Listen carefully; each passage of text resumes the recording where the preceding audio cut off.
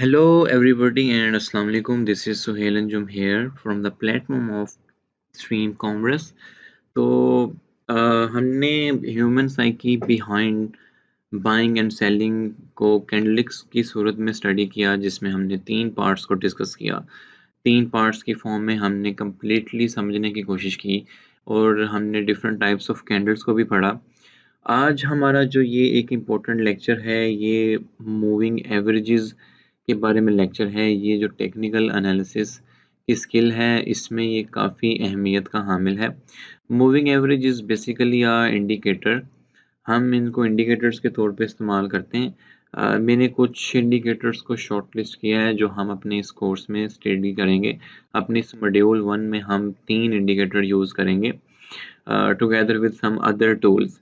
तो जिसमें से पहला हम आज मूविंग एवरेजेस का इंडिकेटर इस्तेमाल करेंगे। हम देखेंगे कि मूविंग एवरेजेस क्या हैं, इनका क्या पर्पस है, ये हमें ट्रेडिंग में कैसे हेल्प कर सकती हैं और ये हमें अपने entries and exit points define करने में कैसे हेल्प कर सकती हैं। रादर वो एंट्री एंड एग्जिट पॉइंट्स आपकी क्रिप्टो करेंसी की मार्केट में हैं, आपकी फॉरेक्स की मार्केट में हैं, आपकी स्टॉक्स की मार्केट में हैं। आपने इन इंडिकेटर्स की मदद से आपने चार्ट्स की अपनी स्टडी कंडक्ट करनी है। ठीक है, तो बिना टाइम ज़ाया किए बगैर हम चलते हैं। हमने चार्ट हम जो डिस्कस कर रहे थे, जो लास्ट टाइम हमने ख़त्म किया था, मैंने एक बिटकॉइन का चार्ट लिया हुआ था। बिटकॉइन को हम यूएसडी में देख रहे हैं। Currently the one bitcoin is trading on $13,784 is US currently trading in USD. तो ये चीज़ें तो हमने डिस्कस कर ली थी, so we will remove today now. मेरा ख्याल है कि आपको कैंडलिक स्टडी किसी हद तक समझ आ गई होगी कि ग्रीन कैंडल के कॉन्सेप्ट से क्या मुराद है, रेड कैंडल के कॉन्सेप्ट से क्या मुराद है, और इनमें से कुछ इम्पोर्टेंट कैंडल्स को भी हमने डिस्कस किया था। एंड आई होप सो कि आपको वो सारी चीज़ें समझ आई होंगी। तो ओके, आज का जो हमारा लेक्चर है ये मूविंग एवरेजेस के बारे में है। मूविंग एवरेजेस के बारे में मैं आपको थोड़ा सा बताता चला चलूँ। बेसिकली मूविंग एवरेजेस क्या होती हैं। ये कॉमन एक एग्जांपल से हम समझने की कोशिश करते हैं कि फ़र्ज़ करें जब हम अपने परसेंटेज की बात करते थे, हम अपने एकेडमिक एजुकेशन में, तो हमारे 6-7 सब्जेक्ट्स होते हैं फ़र्ज़ करें, और हमने किसी सब्जेक्ट में अच्छे स्कोर्स किए हैं, किसी में एवरेज किए हैं, किसी में बुरे किए हैं, या जो भी है। लाइक आउट ऑफ 100 आप 6 सब्जेक्ट आपके टोटल हैं and each subject have 100 marks. तो आप किसी में 70 लेते हो, किसी में 80, किसी में 90, किसी में 75 and up to so on. तो आपकी एक परसेंटेज कैलकुलेट की जाती है। वो क्या होता है कि आप जितने भी मार्क्स आपने टोटल ऑब्टेन किए हैं टोटल सब्जेक्ट्स में, and the number of total subjects से आप डिवाइड कर देते हो, तो आपके पास एक एवरेज आ जाती है। ठीक है, तो हम एवरेज बताते हैं कि जी मैंने 80% मार्क्स स्कोर कर लिया या मैंने 90% मार्क्स स्कोर कर लिए। तो मूविंग एवरेजेस का कॉन्सेप्ट भी यही है कि जब हम मूविंग एवरेज की बात करेंगे तो वहाँ पर हम सब्जेक्ट्स को एवरेज करते होते थे। यहाँ पर हम कैंडल्स की जो लास्ट क्लोजिंग प्राइसेस हैं इनको एवरेज करेंगे। और मूविंग से क्या मुराद है, बिकॉज कि every time the price is moving, every time the price is going up, going down, going up, going down, तो हम एवरी टाइम प्राइस जो मूव हो रही है उनको एवरेज करने की कोशिश करेंगे with the help of moving average indicator.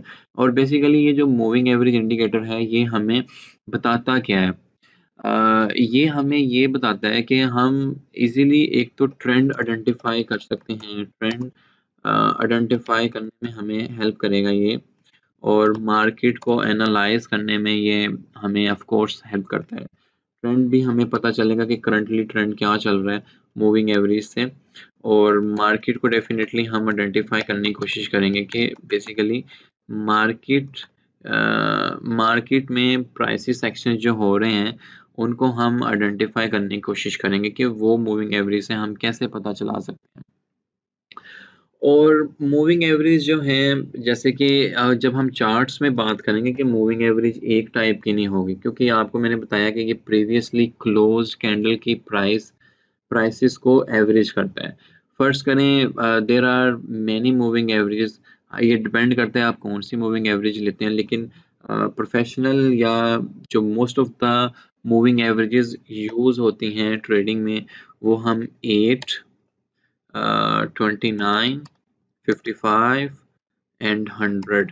Of course लोग 200 मूविंग एवरेज को भी लेते हैं, लेकिन हम इन मूविंग एवरेजेस को अपने चार्ट पे इसकी सेटिंग करेंगे और उसके बाद हम अपनी ट्रेड साइकोलॉजी को समझने की कोशिश करेंगे कि ये मूविंग एवरेजेस हमें किस तरह हेल्प करती हैं हमारे ट्रेडिंग में।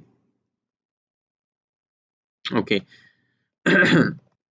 आई होप कि यहाँ तक आपको क्वेश्चंस वगैरह क्लियर होंगे कि बेसिकली हम जो डिस्कशन कर रहे हैं मूविंग एवरेजेस की कि उसके बिहाइंड द सीन क्या कॉन्सेप्ट्स हैं। मैंने अभी तक यही बताया है कि मूविंग एवरेजेस जो हैं ये आपको एक एवरेज बता रही होती हैं कि ट्रेंड आइडेंटिफाई में और मार्केट आइडेंटिफाई में हेल्प करने में, और there are lot of moving averages और हम अप्लाई करेंगे। मैं अभी इस इंडिकेटर को आपके साथ मिलके अप्लाई करता हूँ और देखते हैं कि प्राइसेस एक्शंस में क्या डिफरेंस आता है। और फिर हमारे लिए सबसे मोस्ट इम्पोर्टेंट मूविंग एवरेज होगी 55। हमने 55 मूविंग एवरेज से अपनी long terms and swing trades को आइडेंटिफाई करने हैं। तो और मोस्ट इम्पोर्टेंट थिंग जो मूविंग एवरेजेस हमें बताती है वो हमें चार्ट के अंदर सपोर्ट एंड रेजिस्टेंसेस रेजिस्टेंसेस ये हमें आइडेंटिफाई करने में भी बहुत ज़्यादा हेल्प करेगी कि किस जगह पे बहुत स्ट्रॉन्ग सपोर्ट है, वहाँ से प्राइसेस बार बार बाउंस अप होते हैं, और किस जगह पे रेजिस्टेंस है जहाँ से प्राइस जाकर ड्रॉप होता है। तो सपोर्ट एंड रेजिस्टेंस का भी बहुत इंपॉर्टेंट रोल प्ले करती हैं ये मूविंग एवरेजेस। तो लेट्स मूव ऑन कि हम इस मूविंग एवरेज को कैसे अप्लाई करते हैं। आपने सिंपल इंडिकेटर्स में जाना है। ट्रेडिंग व्यू का यही फ़ायदा है कि यहाँ पर ये बिल्ड इन स्क्रिप्टेड इंडिकेटर्स तैयार हैं सारे के सारे, और ये बने हैं, आपने जस्ट अप्लाई करना है। आपको कोई कॉम्प्लेक्स सेटअप्स करने की ज़रूरत नहीं है, कॉम्प्लेक्स ट्रेडिंग की ज़रूरत नहीं है। ये ऑलरेडी स्क्रिप्टेड इंडिकेटर्स पड़े हैं, आपने जस्ट इंडिकेटर को सर्च करना है और आपने चार्ट पे अप्लाई करके अपना एनालिसिस कंडक्ट कर लेना है। तो हम यहाँ पर मूविंग एवरेज डिस्कस करेंगे, एक्सपोनेंशियल मूविंग एवरेज। ठीक है, ये आपने याद रखना है कि हमने एक्सपोनेंशियल मूविंग एवरेज को डिस्कस करना है। There are two types of moving average, one is a simple moving average and the another one is exponential moving average. Simple moving average is like this कि आपने previously 10 candles की closing prices उठाई और उनको add किया और total divided by 10 कर दिया, तो सिंपल मूविंग एवरेज आ गया। एक्सपोनेंशियल मूविंग एवरेज में हमें जो exponential moving average is focuses on more recent prices than on long series of data points, और जबकि सिंपल मूविंग एवरेज है वो एवरेज रिक्वायर्ड करती है। ये चीज़ आपको समझ आ जाएगी कि हम जो एक्सपोनेंशियल मूविंग एवरेजेस लेंगे, जो अब्रप्टली चेंजेस आती हैं चार्ट में, ये उनको भी एवरेज करेगा और आपको क्विकर एनालिसिस दे देगा कि बेसिकली ये मार्केट साइकोलॉजी है और ये मार्केट ट्रेंड है। जबकि सिंपल में वो प्रीवियसली का डाटा उठाएगा और उस हिसाब से उसकी सिर्फ मूविंग होती है। जैसे कि एक वैल्यू आती है ना, आपने 5 कैंडल्स की क्लोजिंग को ऐड किया and then divided by 5 and then it will make a dot. तो एक्सपोनेंशियल में हमें क्विकर एनालिसिस वो दे देगा। तो हम एक्सपोनेंशियल मूविंग एवरेजेस को यूज़ करेंगे। अब ये एक्सपोनेंशियल मूविंग एवरेजेस कैसे यूज़ होगी कि मैंने इसको प्रेस किया है एक्सपोनेंशियल, तो ये उसने आपको देखें कि एक ब्लू लाइन लगा दी है। बेसिकली ये ब्लू लाइन लगाई है, हम इसको सेटल करेंगे। ये एक्सपोनेंशियल मूविंग एवरेज है, यहाँ पर ये इसकी लेंथ इस टाइम है 9। अब मैंने आपको कहा कि हम यूज़ करेंगे 8, हम यूज़ करेंगे 32, हम यूज़ करेंगे 55, हम यूज़ करेंगे 100। हम यही वाली नंबर्स की मूविंग एवरेज क्यों यूज़ कर रहे हैं, उसकी रीज़न ये है कि जब हम फिबोनाची नंबर्स को डिस्कस करेंगे तब यहाँ पर ये वाली जो 8, 32, 55 और 100 मूविंग एवरेज है, ये हमें काफ़ी हेल्प करेगी एक अच्छा एनालिसिस कंडक्ट करने में। ठीक है, तो मैं यहाँ पर एक मूविंग एवरेज को असाइन करता हूँ विच इज़ 8, और मैं इसका कलर जो है वो येलो कर देता हूँ ताकि it will become more visible to me. तो यहाँ पर मैंने ये एक मूविंग एवरेज लगाई जो कि थी 8। क्योंकि मैंने इसको 2 to 3 टाइम प्रेस किया हुआ था, तो आपको कुछ और मूविंग एवरेजेस भी आ रही होंगी, तो आपने डबल क्लिक करना है। मैंने 8 मूविंग एवरेज सेट कर ली है, अब आप 32 एक सेलेक्ट कर लें और इसका कलर आप बेशक मैंने फर्स्ट का येलो किया है, सेकंड का आप ये वाला कलर कर लेते हैं हम, ये वाला। Colours can also help us to identify the prices section. Okay, तो ये मैंने 2 मूविंग एवरेजेस सेलेक्ट कर ली हैं, आपको यहाँ पर इनकी वैल्यू भी नज़र आएगी कि बेसिकली यहाँ पे आपने कौन-कौन सी मूविंग एवरेजेस सेट की हुई हैं। वन मोर मूविंग एवरेज मैं इसको सेट करता हूँ, आप यहाँ से अगर आप इसको फोकस करें तो आपको नज़र आएगा। एक और मैंने इसको 3 टाइम्स प्रेस किया था। ओके, मैं अपने चार्ट को मोर एंड मोर ज़रा कर लेता हूँ ताकि मेरे लिए वो मूविंग एवरेज पिक करना आसान हो जाए। जी, यहाँ पर ये देखें एक और मूविंग एवरेज है मेरे पास। ओके, मैं अब इसको भी करना चाह रहा हूँ अपनी 55 मूविंग एवरेज की सेटिंग पे। तो यहाँ पर आप इस पे डबल क्लिक करेंगे जस्ट, और यहाँ पे इनपुट में 9 है, तो मैं जनाब इसको 55 करता हूँ। 55 is one of my favourite moving average, और मैं इसको कोशिश करता हूँ हमेशा कि ग्रीन रखूँ ताकि मुझे मुझे पता चले कि ये एक बुलिश ट्रेंड को कंडक्ट किया जाएगा। तो अभी तक हमने जो 3 टाइप की मूविंग एवरेजेस देखी हैं, green one is 55 moving average and the yellow one is 8 moving average, and this one almost blue, ये है लाइट ब्लू, ये हमने सेलेक्ट किया था इसका कलर, इसकी मूविंग एवरेज हमने 32 सेलेक्ट की थी।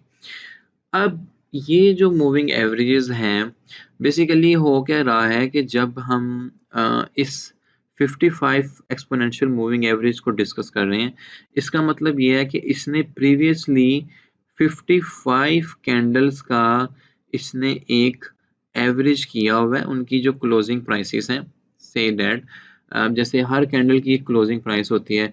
जैसे ये मेरा 1 डे का चार्ट ओपन है, अगर आप यहाँ पे देखें, ये 1 डे का चार्ट ओपन है, तो 1 डे के चार्ट में इस टाइम क्लोज होने में 8 घंटे 41 मिनट पड़े हैं। तो मे बी प्राइस क्लोज होती है इस टाइम, फर्ज करें 13,757 है, say that price close on 14,000, तो वो ये एक 14,000 पकड़ेगा। फिर ये जो कैंडल क्लोज हुई थी, हमने जब कैंडल फॉर्मेशन पढ़ी थी, तो हमने देखा था कि ओपनिंग क्या थी, क्लोजिंग क्या थी, लोअर लो क्या था, हायर हाई क्या था। तो हम इसकी क्लोजिंग प्राइस पकड़ेंगे, फिर इसकी क्लोजिंग प्राइस पकड़ेंगे, फिर इसकी पकड़ेंगे, फिर इसकी पकड़ेंगे। से दैट के मैंने 5 मूविंग एवरेज सेलेक्ट की है, तो 5 प्रीवियसली जो उनकी क्लोज्ड वैल्यू है, उनका हम एवरेज लगाएंगे, तो ये एक डॉट डॉट डॉट डॉट आपको इस तरह बनता नजर आएगा। अगेन ये स्क्रिप्ट इसकी ऑलरेडी बनी हुई है, आपने जस्ट अप्लाई करना है, ठीक है। तो आई होप कि मूविंग एवरेज कैसे डिफाइन होती है, ये आपको कॉन्सेप्ट समझ आ रहा होगा कि मूविंग एवरेज एक्चुअली में कैलकुलेट कैसे होती है। तो हमने मार्केट का एनालिसिस करना है, और मैंने आपको बताया कि मूविंग एवरेजेस एक सपोर्ट एंड रेजिस्टेंस के तौर पे भी एक्ट करती हैं। मैं आपको आज सपोर्ट एंड रेजिस्टेंस का भी आइडिया देता हूँ, मे बी हमने प्रीवियसली भी डिस्कस किया था, लेकिन लेट्स सी कि हम सपोर्ट एंड रेजिस्टेंस को एक टुडे एक्सप्लोर करने की कोशिश करते हैं कि बेसिकली सपोर्ट एंड रेजिस्टेंस से क्या मुराद है। मैं अपने चार्ट को थोड़ा कंसाइज करता हूँ, और यहाँ पर हमें ये चार्ट इस तरह का नज़र आएगा अगर हम इसका एनालिसिस करना चाहें।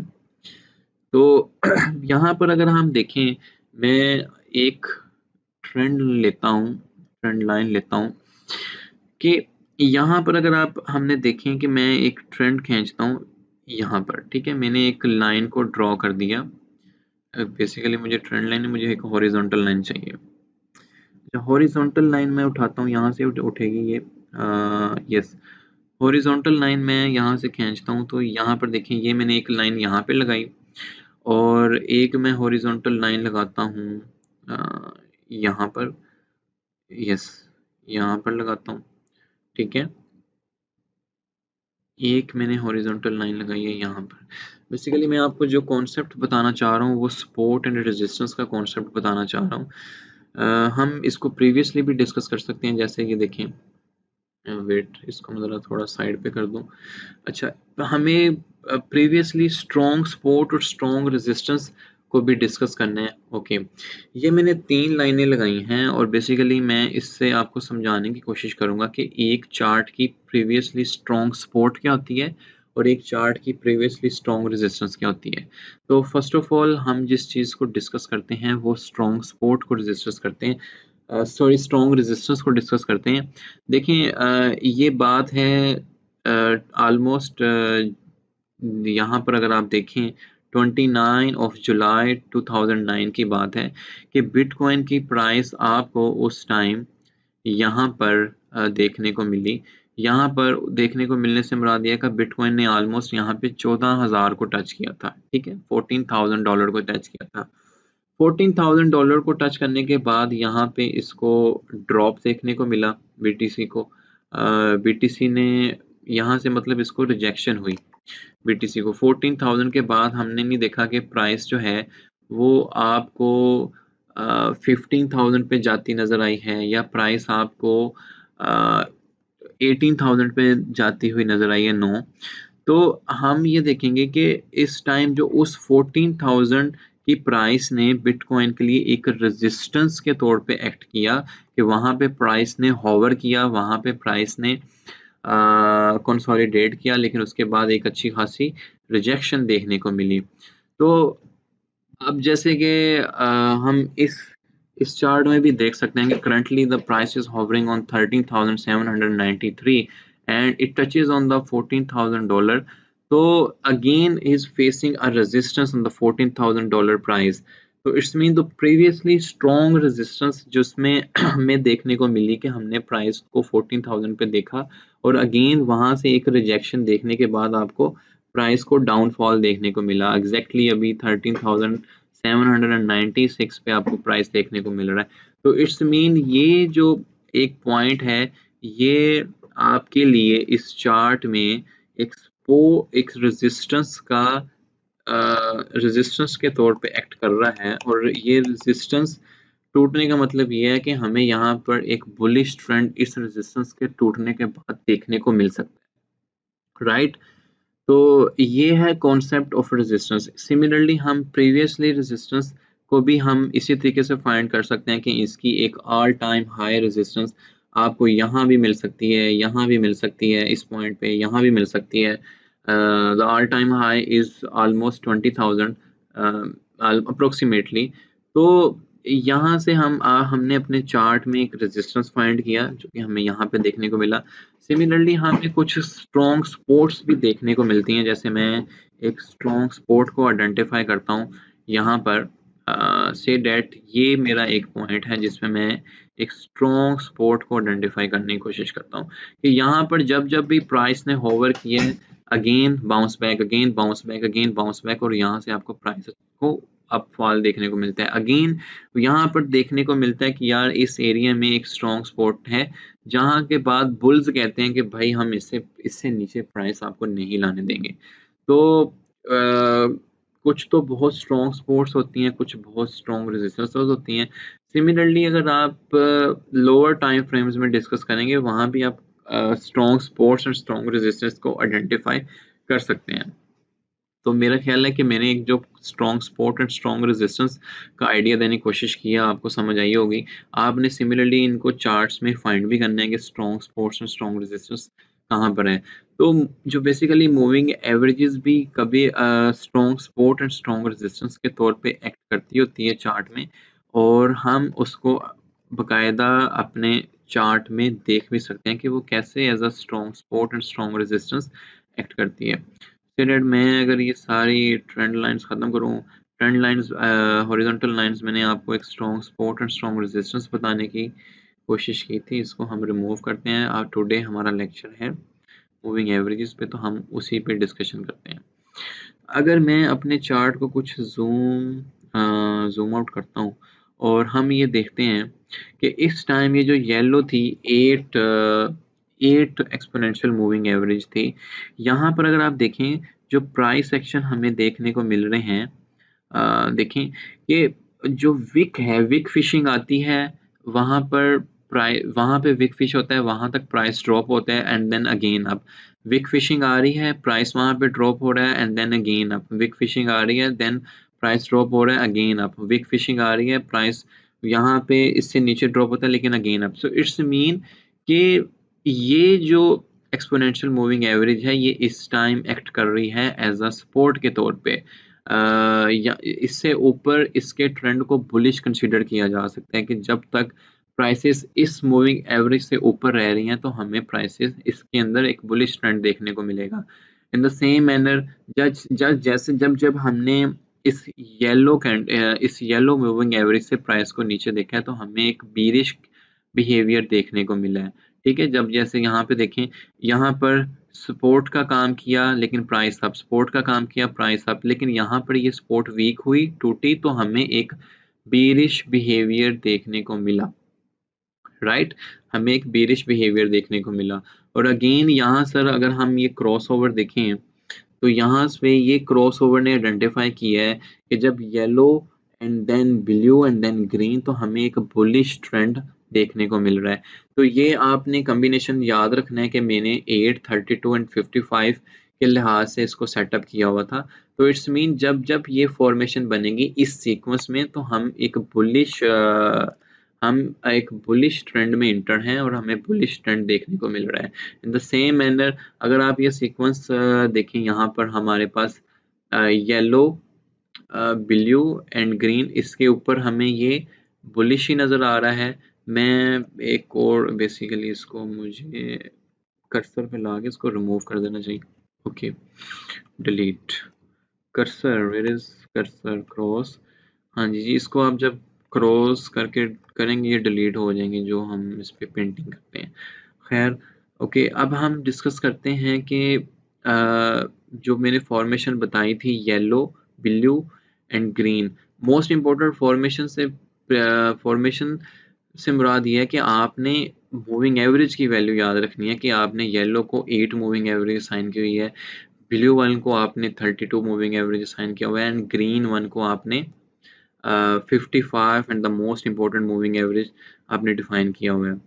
तो अगर हम कोई एक ऐसा ट्रेंड देखें जिसमें ये कम्प्लीटली बेरिश था, तो आप ये देखें कि यहाँ पर मैं आपको एक ट्रेंड दिखाता हूँ कि जिसमें अभी अभी बिल्कुल रिवर्स हो गया ना, यहाँ ये क्रॉस ओवर था जहाँ पर आपका ट्रेंड बिल्कुल रिवर्स हो जाता है। ये क्रॉस ओवर हमें देखने को मिला कि येलो ऊपर था और ब्लू उसके मिड में था एंड देन ग्रीन, और क्रॉस ओवर के बाद हमें ये पता चला कि जैसे येलो नीचे है and the blue is in middle and the 55 one like the green one on the top, तो हमें एक अच्छा खासा bearish behavior देखने को मिला है।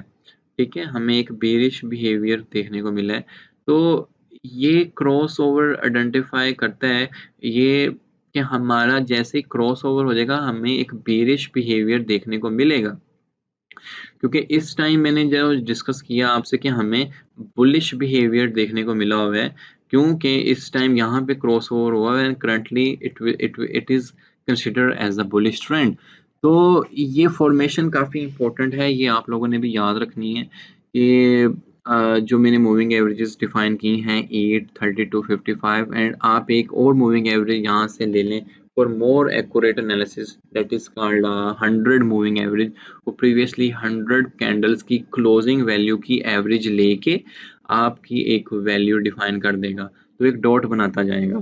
तो आई होप कि यहाँ तक आपको मूविंग एवरेजेस कैसे ड्रॉ करते हैं, कौन कौन सी मूविंग एवरेज आपने लेनी है अपनी चार्ट सेटिंग में, और मूविंग एवरेज की कैलकुलेशन क्या है, मूविंग एवरेजेस कैसे हमें प्राइस की इंडिकेशन का आइडिया देती हैं, बुलिश एंड मार्केट आइडेंटिफाई करने में हमें हेल्प करता है। और जैसे कि मैंने बताया सपोर्ट एंड रेजिस्टेंस के तौर पे ये एक्ट करती होती हैं। जैसे कि इस टाइम 55 मूविंग एवरेज की ये प्राइस चल रही है ना, से डेट कंट्रोल डी अगर मैं करूं तो 55 मूविंग एवरेज इस टाइम 11,776 वन पे इसकी प्राइस है। तो इट्स मीन ये एक बहुत स्ट्रॉन्ग सपोर्ट के तौर पे आपको ये वैल्यू एक्ट करती नजर आएगी। अगर ये स्ट्रॉन्ग सपोर्ट टूटती है तो आप एक डाउनफॉल देखने को आपको प्राइस में मिलेगा। इन द सेम मैनर मैं अगर ये वाली मूविंग एवरेज की प्राइस जो कि 12,212 है, तो ये एक सपोर्ट की वैल्यू है कि इसका मतलब ये है कि आप आपसे कोई भी पूछता है कि इस टाइम आपको चार्ट्स में कौन-सी इंपॉर्टेंट सपोर्ट्स नज़र आ रही हैं, तो आप मूविंग एवरेजेस के ज़रिए भी बता सकते हैं कि जी एक तो मुझे 12,225 पे एक सपोर्ट नज़र आ रही है, एक 11,787 पे सपोर्ट नज़र आ रही है। जब आप प्राइसेस गिरती हैं ना, तो बेसिकली प्राइसेस एवं ही डाउनफॉल नहीं होता, कुछ प्रीवियसली स्ट्रॉन्ग सपोर्ट्स का टूटना ज़रूरी होता है। और वहाँ पे उस सपोर्ट का मतलब ये होता है कि वहाँ पे काफ़ी हैवी बाइंग्स हैं। लोग अगर पैनिक होके सेल करेंगे तो they have to sell in loss. तो दैट्स व्हाई आपको एक कंप्लीटली रिसेशन देखने को नहीं मिल चलता अनटिल अनलेस कि कोई ऐसी फंडामेंटली न्यूज़ आ गई है, जैसे कोविड की वजह से हमें क्रूड ऑयल $0 पे ट्रेड होता नज़र आया because everybody selling their assets. लेकिन जो जीनियस लोग हैं उन्होंने बाय किया होगा उस पॉइंट पे आके कि जब सब सेल कर देंगे तो हमारा बाय करने का टाइम होता है। तो जिन्होंने अब ये करंटली क्रूड ऑयल देखें तो अगेन वो $35-40 पर बैरल के तौर पे ट्रेड हो रहा है। तो जिन्होंने $2 या $1 पे बाइंग की है अच्छी खासी, now if they invest 1 million and now they make that 1 million into $35 million या जितनी भी अमाउंट इन्वेस्ट की होगी, तो पेशेंस की गेम होती है बेसिकली स्टॉक्स ट्रेडिंग में। और अगर आप लेवरेज एंड फ्यूचर ट्रेडिंग नहीं कर रहे हो और स्पोर्ट्स ट्रेडिंग कर रहे हो, स्पोर्ट्स में मतलब लो पे बाइंग एंड हाई पे सेलिंग, और अगर आप स्टॉक्स में कुछ इन्वेस्ट कर रहे हो तो पेशेंस के साथ आपको ट्रेड करना पड़ता है कि वन टाइम पे आप बाय कर रहे हैं एंड देन आपने देखा कि आफ्टर 6 मंथ 1 ईयर आपकी प्राइसेस काफ़ी अच्छी चलेंगी और आपने ऑलमोस्ट अपना कैपिटल डबल कर लिया या 2x या 3x कर लिया। Now it's time to have to sell. तो ओके, उम्मीद है कि मूविंग एवरेजेस का एक मैंने आपको कॉन्सेप्ट देने की कोशिश की है कि मूविंग एवरेज कैसे डिफाइन करते हैं, मूविंग एवरेजेस लगाते कैसे हैं और कौन-कौन सी इंपॉर्टेंट मूविंग एवरेजेस हैं जो अपने आप चार्ट पे लगा सकते हैं। और सपोर्ट एंड रेजिस्टेंस जो इसके साथ लिंक्ड हैं कि ये बेसिकली हमें सपोर्ट एंड रेजिस्टेंस का आइडिया देती हैं मूविंग एवरेज बहुत अच्छे से। तो वो हमने देखा कि कैसे देती हैं। हमारे ये मॉड्यूल 1 है जिसमें हम बेसिक ट्रेडिंग को डिस्कस कर रहे हैं and it's all about for the education purpose कि आप चार्ट्स ट्रेडिंग कैसे कर सकते हैं, चार्ट पेंटिंग कैसे कर सकते हैं, चार्ट पे इंडिकेटर्स वगैरह आप कैसे अप्लाई कर सकते हैं। तो इंशाल्लाह with the another second and third module जिसमें हम हाई लेवल पे लाइव ट्रेडिंग भी कर सकते हैं और अपनी प्राइसेस के एक्शंस भी डिफाइन करेंगे बाय बाइंग एंड सेलिंग। तो वहाँ पर हम मोर प्रिसाइजली अपने टूल्स एंड इंडिकेटर्स को और भी डिस्कस करेंगे। तो आज हमने मूविंग एवरेज को कवर करने की कोशिश किया कि आई होप सो कि आपको इस इंडिकेटर को लगाना और इस इंडिकेटर का जो एक कॉन्सेप्ट है उसकी आपको समझ आई होगी। तो इंशाल्लाह मिलते हैं एक न्यू इंडिकेटर के साथ in our next video. New indicator हमारा RSI या मैकडी, इनमें से हम एक डिस्कस करेंगे। So inshallah, see you soon. Stay blessed.